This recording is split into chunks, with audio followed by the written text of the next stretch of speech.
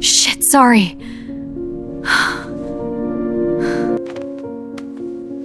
Wait, you work at a bank? Yes, in Gangnam. What the hell is a Gangnam bank teller doing at an underground show in Hongdae? My friend dragged me here.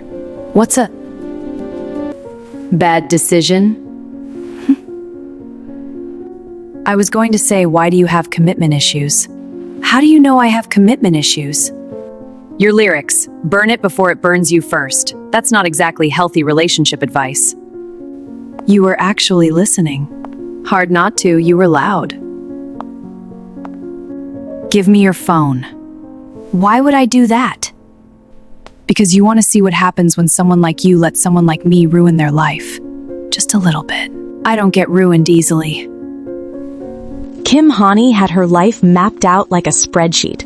Wake at 6:30, coffee brewed before 7, out the door by 8:15. The subway ride to Gangnam Station took exactly 22 minutes if she caught the express. At Worry Bank, she sat behind protective glass, counting other people's money, her hands steady, her smile professional. Customers never remembered her face, which was how she preferred it. Her studio apartment overlooked a construction site. Not scenic, but the rent was manageable. She'd hung her own paintings on the walls, mountains she'd hiked, trails she knew by heart. Bukhansan in autumn, Seraksan after rain.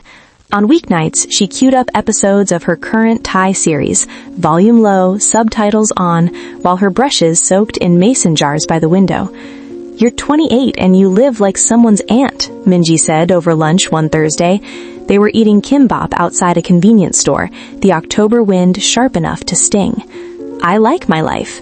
You like being alone." Hani shrugged. She'd been on dates, blind arrangements her mother set up, coworkers who asked politely. They always wanted something from her. Commitment, enthusiasm, a version of herself she didn't recognize. She'd stopped accepting invitations months ago. "Come with us Friday," Minji said. "Live music, Hongdae. It'll be good for you." "I don't like crowds." "You don't like anything new." That wasn't true. Hani tried new hiking routes. She'd recently started painting with acrylics instead of watercolors. But Minji was already texting the group chat, and Hani knew she'd end up going because refusing took more energy than agreeing. The venue was underground, accessed through an unmarked door beside a fried chicken shop. Bass rattled the stairs as they descended. The space was smaller than Hani expected, packed with bodies that smelled like cigarettes and beer. Stage lights cut through smoke. Minji shoved forward, pulling Hani by the wrist. "They're about to start." Hani had never heard of Live Fast, Die Young. The name sounded like a threat. When the lights dropped, the crowd surged, and Hani found herself pressed against strangers, trapped. Then the music hit. Guitars that sounded angry, drums like fists on metal.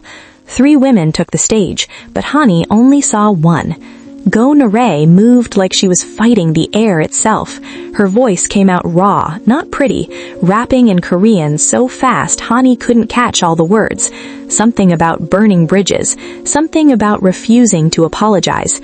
She wore ripped jeans and a tank top that showed ink crawling up her shoulder.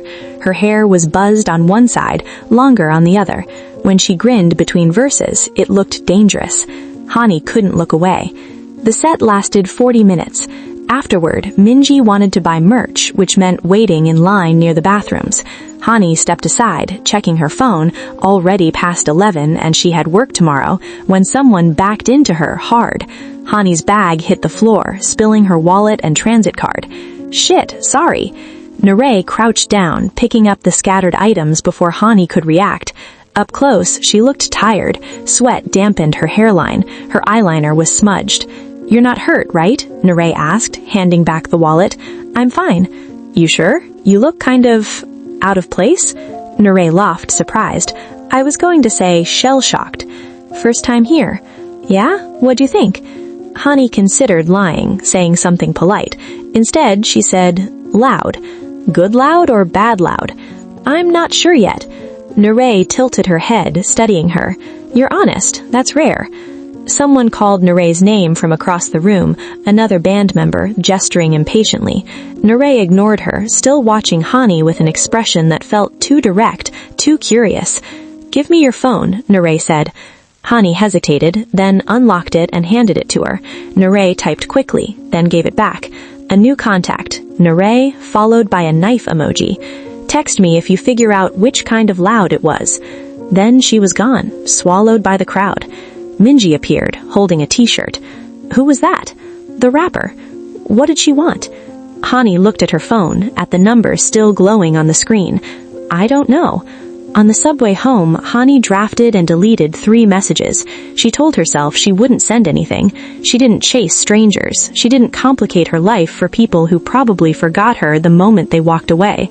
But at 1:17 in the morning, lying in bed, unable to sleep, she typed, "Good loud." The reply came in seconds. "Knew it. You free tomorrow night?" Hani stared at the question for a long time. Outside, construction equipment beeped as it reversed. Her paintings watched from the walls, all those safe mountains she'd already climbed. "Maybe," she wrote back. "Good enough," Narae answered, and sent an address. The address led to a poyangmakcha near Dongdaemun, plastic tarps flapping in the November wind. Narae was already there, sitting on a red stool, 2 bottles of soju sweating on the table between empty seats. "Thought you'd bail," she said. Hani sat down. "I almost did." "But you didn't." Narae poured without asking, sliding the glass across. "To bad decisions." They drank. The soju burned going down, and Hani coughed. Narae's laugh came easy, nothing like her stage persona. They talked about nothing important. The Ajuma's kimchi recipe, a dog sleeping under the next tent, whether winter would come early this year. At some point, Narae's knee pressed against Hani's under the table. Neither of them moved away. By the 3rd week, Hani had stopped pretending this was casual. Narae would text at odd hours. "Rooftop in Haebangchon, come now," and Hani would go, calling in sick the next morning when she stumbled home at dawn. They sat on the roof, watching the city's glow, Narae pointing out neighborhoods she'd lived in before LFDY took off. 7 different apartments in 3 years, never the same place twice. "Don't you want something permanent?" Hani asked. "Permanence is a trap." Or a foundation. Narae plucked at a loose thread on her jacket. "You sound like my mom." The comment should have stung, but Narae said it gently, without edges. She reached over and tucked Hani's hair behind her ear, fingers lingering against her jaw. The touch felt deliberate. Hani leaned into it before she could think better.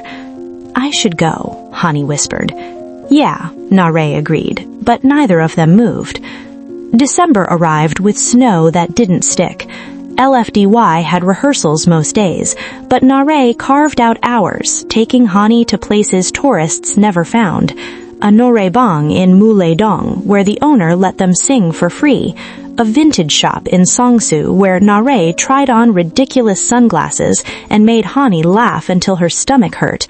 Late-night rides on Narae's motorcycle, Hani's arms wrapped tight around her waist, the Han River a dark ribbon beside them. Hani's paintings gathered dust. She'd open her sketchbook, stare at blank pages, close it again. Her friends noticed. "You're different," Minji said over coffee Hani didn't remember ordering. "I'm happy." "You're distracted. There's a difference." At work, Hani miscounted a businessman's deposit, 30,000 won short. Her manager called her into his office, his disappointment worse than anger. She'd never made mistakes before. She apologized twice, promised it wouldn't happen again, then checked her phone the moment she left his office. 3 messages from Narae, each one a photo.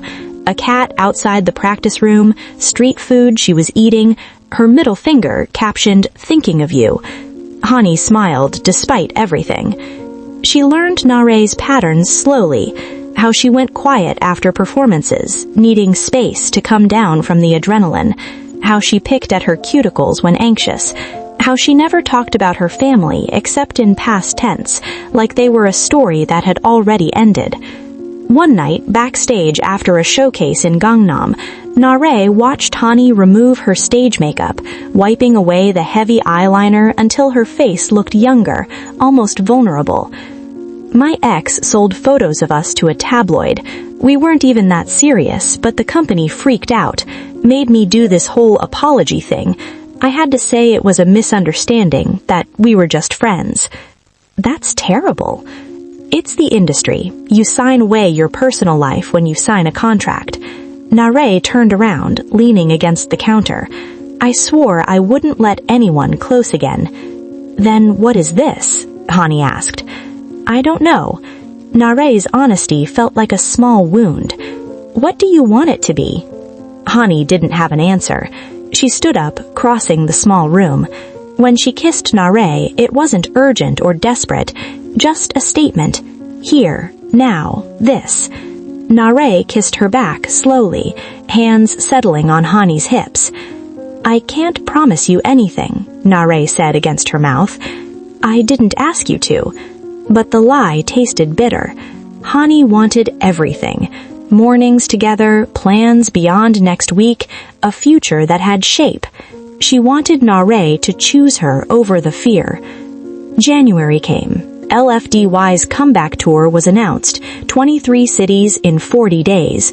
Narae would be gone most times, available in fragments. Hani found herself calculating. If she took a train to Busan, could she see Narae between sound check and performance? If she flew to Osaka, would Narae even have time? Her savings account balance dropped. She canceled a hiking trip she'd planned for months. When she finally picked up her brushes, intending to paint, her hands felt clumsy, disconnected. Minji stopped asking questions. The silence felt worse than criticism. The night before Narae left for tour, they lay on Hani's floor because the bed felt too formal, too much like saying goodbye. Narae traced patterns on Hani's palm, reading her lifeline like it meant something. You'll forget about me, Narae said quietly. No, you should. Find someone stable, someone who shows up. Hani rolled onto her side, facing her. Is that what you want? Narae's expression shifted, something raw underneath, quickly covered. What do you want it to be? That's not an answer. It's the only one I have. Outside, the construction site sat silent for once, machines sleeping. Hani memorized the slope of Narae's shoulder, the small scar above her eyebrow, the way her breathing changed when she was pretending not to care. She was in love, completely, stupidly, and Narae knew it.